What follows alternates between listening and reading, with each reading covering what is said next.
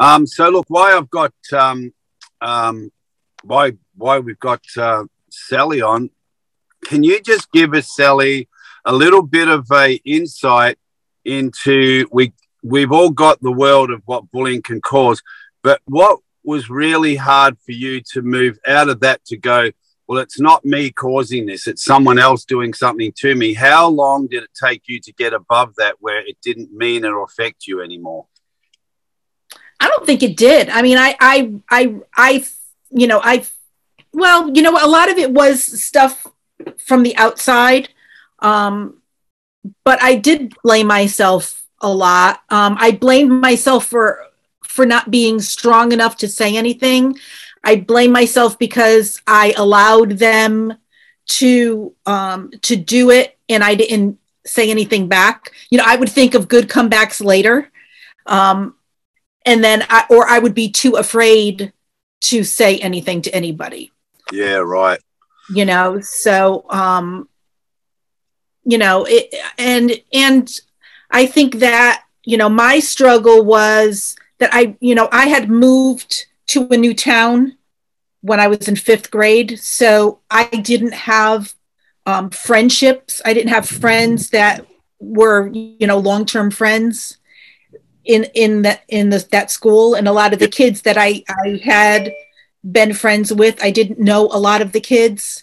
So there was that too. So I didn't have anybody within the school that I could go and speak to, or a friend that I could confide in. Do you think there's enough resources out there for people, whether they be children, teens or adults, to get assistance with when they're being bullied before it goes to that other extreme level where depression and suicide comes in, which it does? Right.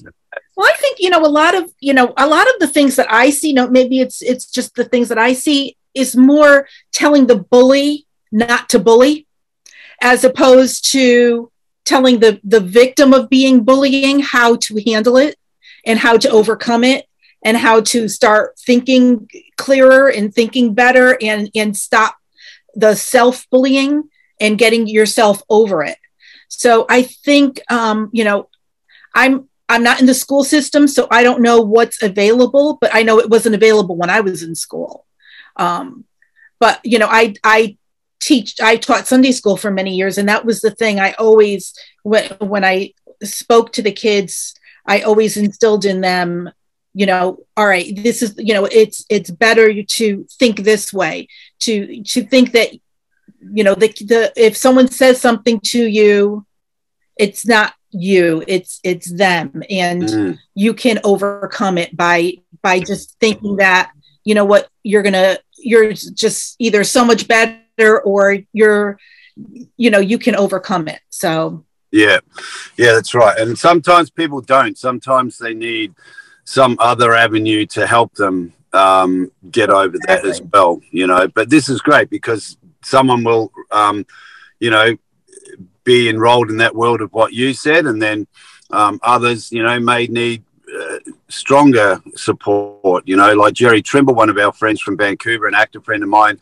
He runs boys clubs up in Vancouver. He used to live in Los Angeles, and he deals with all that with kids being bullied. He puts it through sport, like activities, and whether it be boxing or karate, because he was a world champion, or acting. So there's a whole lot of different avenues that over the next period of few months we'll try to get some of these resources out to people to help.